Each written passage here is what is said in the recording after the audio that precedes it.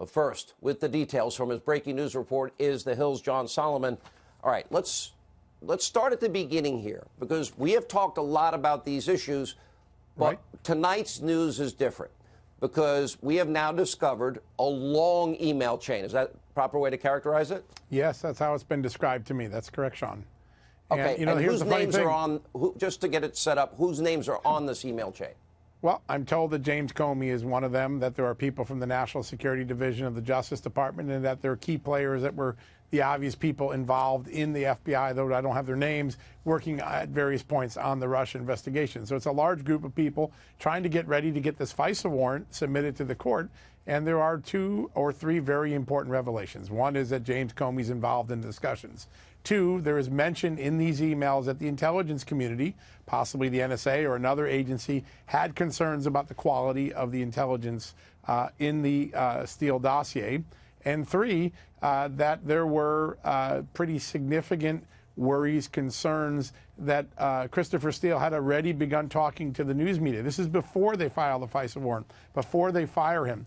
If all those things are true, if the FBI had not corroborated and there were concerns about the Steele dossier, if they knew that Steele had talked to Yahoo News and then Yahoo News is used as a corroborating piece of evidence for the dossier, these are serious issues. They would be misleading the court with this information by portraying it as something more solid than it is. And, you know, we learned all about this funny from really 2 appearances on Fox News over the holiday week. Devin Nunes showed up on Maria Bartiromo's show and your show, and he said, hey, I kind of amended my request for the declassification. No one followed up, and so we started asking questions, and we found out there's an email trail, and it may be some of the more damning and belated produced evidence that may suggest wrongdoing at the FBI. Let's go through this slowly. So we have now evidence that you have uncovered, email chains from these people in the FBI, DOJ, that are at the top levels. Right. And what we now know is they knew that this was not verified, this dossier.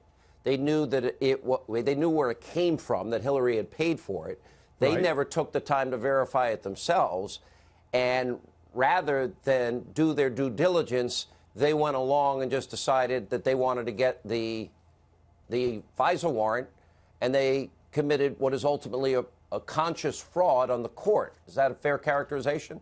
I think that's the question and the allegation that has to be further investigated. Until we see the actual language of this email, I don't want to pass judgment, but I can tell you people who have seen it or have been involved with that email say directly it's among the most damning evidence of wrongdoing by the FBI. If those people see it, and if Devin Nunes thought it was important enough to bother the president and ask him to declassify this among the other documents, I think we should assume it's a very important piece of evidence. So how could anybody justify not telling the court key pieces of information? Before, you know, we have a quote of Rod Rosenstein. It was back in May when he said, when you're talking about a FISA, you know, you have a career law enforcement official, and they put their signatures there. That's the full faith and credibility that they're putting behind that warrant. Yeah. But they never verified it, and now we know that they even suspected themselves that none of it was true in many ways, but it never stopped them because their desire to get that warrant far exceeded a desire to do it use the proper process and processes and do due diligence, and they wanted it more than they wanted to follow the law, and they purposely kept information that is pertinent from the judges. That's fair, right? Yeah, I think that's definitely, I think that is now not in dispute anymore. Let's think about what we know, Sean, for sure. Indisputable.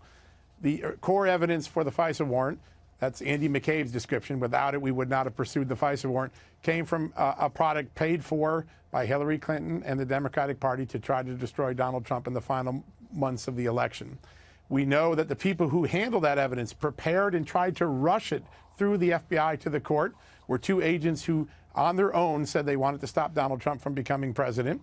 We know the person who created the dossier doesn't stand by it. He says he knew it was uncorroborated intelligence when he submitted it, and he himself despised Donald Trump. And despite all that, and now the NSA or some other intelligence community agency having concerns about the dossier, and the FBI knowing the journalists they were going to use as corroborating, all of that's now not disputed, and yet we think this is a good product. I think that's the question that we need to have answered. Why did this move forward with all these flaws? these aren't just flaws. They knew it was fraudulent, and their desire to get Trump, I would argue, far exceeds it by other evidence. So now the question is, the president before the election talked about unredacting and releasing the FISA applications. That has not happened yet. Gang of Eight information. That has not happened yet. The 302s with Bruce Orr and Christopher Steele. That has not happened yet. And the president recently said, well, I might do it at the appropriate time if this is the fight that the Democrats in Congress want to have.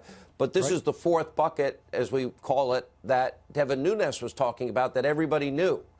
Everybody knew that this was phony. Basically, they created and fabricated a lie at worst, a story to the court, and withheld exculpatory information that would have prevented any judge from ever granting a FISA warrant. Why won't the president release it? So I think his lawyers and he have come up with a prudent concept. And my reporting indicates that he's still as committed as ever to releasing these documents. But listen, the first thing that will vindicate the president is if Robert Mueller finishes his investigation, the president's not charged with any crimes, right? He wants to get this over with. He's fearful, and his lawyers are fearful, that if he releases the documents before them, he'll be accused of tampering or trying to sway the investigation at the last minute. It's on a wind down. Let it wind down is what the president and his lawyers, I think, are thinking, according to my reporting. And then we can have this debate about how this thing originated and all the flaws that occurred and try to make sure it doesn't happen again to some other person in the future. I think that's the process he's following. John Solomon, great reporting. Thank you. Thank you, sir. This is huge. We'll have more on this later in the show. All right.